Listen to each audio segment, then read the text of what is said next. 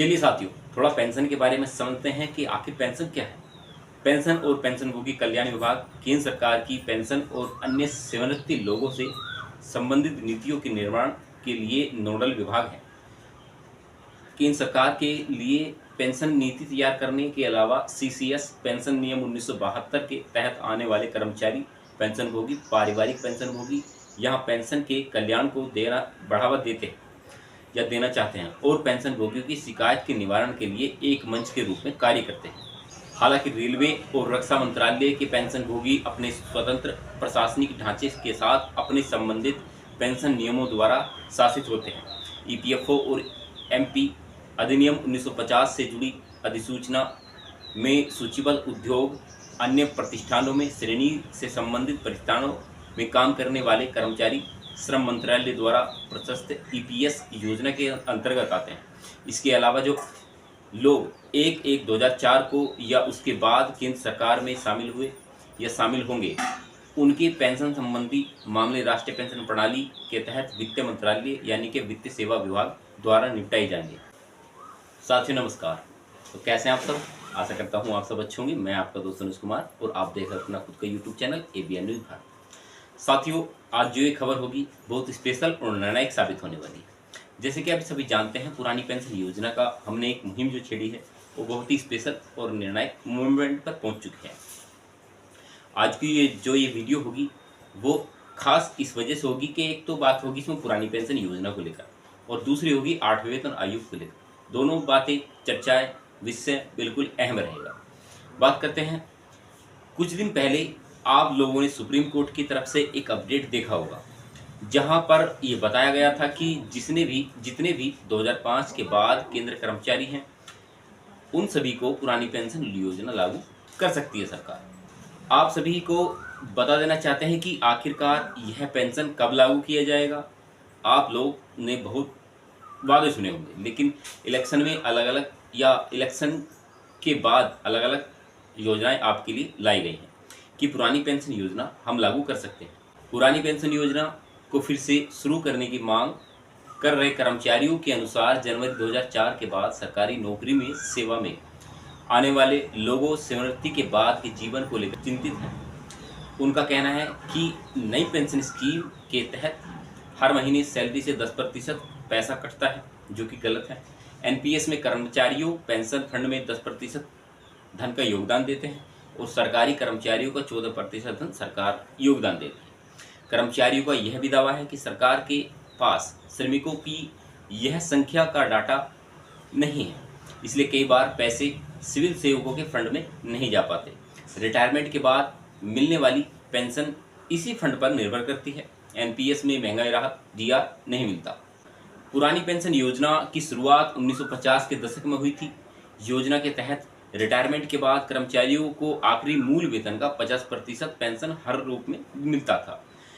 इसके बाद रिटायरमेंट या पिछले 10 महीने की अवधि के औसत को जो भी अधिक हो उस पर महंगाई भत्ता यानी कि डीए दिया जाता था। इसका लाभ उठाने के लिए सार्वजनिक सेवा में कम से कम 10 वर्ष का व्यक्तिगत योगदान करना आवश्यक था।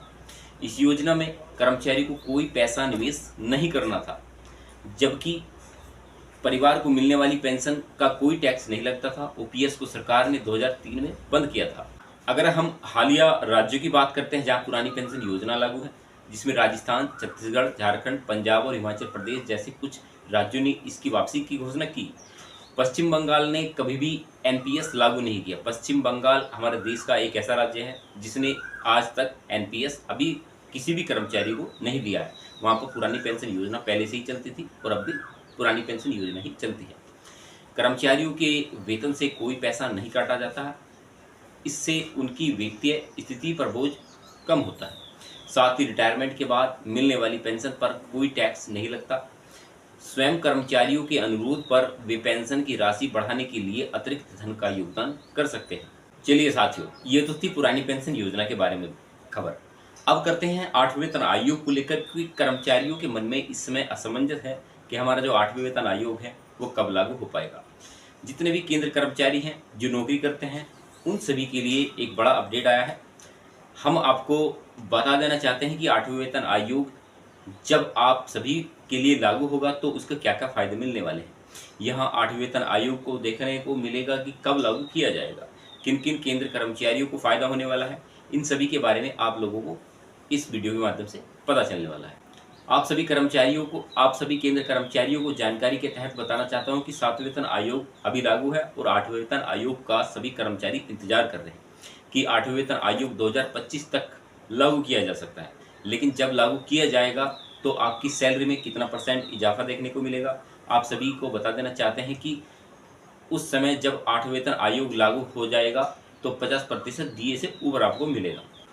8वें वेतन आयोग में किन-किन कर्मचारियों को होने वाला है फ़ायदा अगर आप सभी केंद्र कर्मचारी हैं, जैसे कि रेलवे में, आर्मी में भी, एयरफोर्स जैसी पैरामिलिट्री फोर्सेस में अगर आप लोग नौकरी करते हैं तो आप लोगों को इससे काफ़ी ज़्यादा खुशखबरी देखने के लिए मिल सकती है।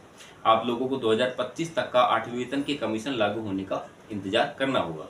जितने भी केंद्र कर्मचारी हैं उन सभी को बता देना चाहते हैं कि जब आप लोगों का 8वें वेतन आयोग लागू होगा तो पुरानी पेंशन योजना भी लागू किया जा सकता है।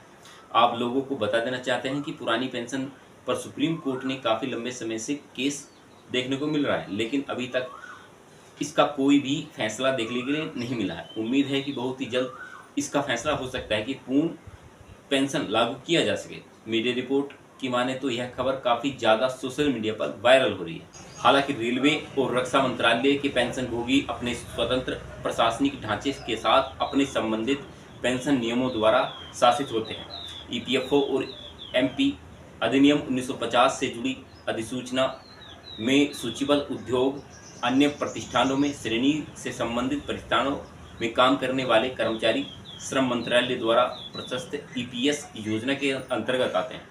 इसके अलावा जो लोग 1/1/2004 को या उसके बाद केंद्र सरकार में शामिल हुए या शामिल होंगे, उनके पेंशन संबंधी मामले राष्ट्रीय पेंशन प्रणाली के तहत वित्त मंत्रालय यानी कि वित्त सेवा विभाग द्वारा निपटाए जाएंगे।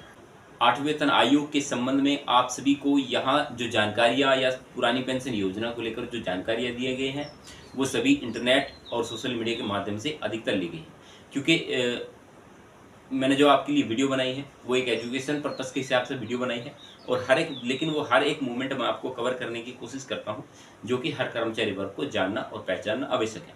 क्योंकि मैं अधिकतर बोलता हूँ कि ये जो चैनल है वो आप ही कर्मचारियों का चैनल है, तो आप इस चैनल पर विश्वास कर सकते हैं और इस चैनल को सब्सक्राइब कर सकते हैं। आप चैनल पर जाकर विजिट करना पहले कि इस चैनल पर जो है किस प्रकार की खबरें जो है अपलोड की गई हैं, यानी कि जो अगर आपको लगे कि कंटेंट अच्छा है तो लाइक करें, शेयर करें, सुपर थैंक्स दें और चैनल ज्वाइन करें। वो आपकी इच्छा पर निर्भर करता है, लेकिन मैं आपसे रिक्वेस्ट करना चाहता हूँ खुद से कि आप इस चैनल को सब्सक्राइब जरूर करें ताकि ऐसी नॉलेजेबल वीडियो आपको हमेशा मिलती रहे। चलिए दोस्तों, मिलते हैं आपसे ऐसे ही नॉलेजेबल मुद्दे के साथ। तब तक के लिए नमस्कार, जय हिंद, वंदे मातरम।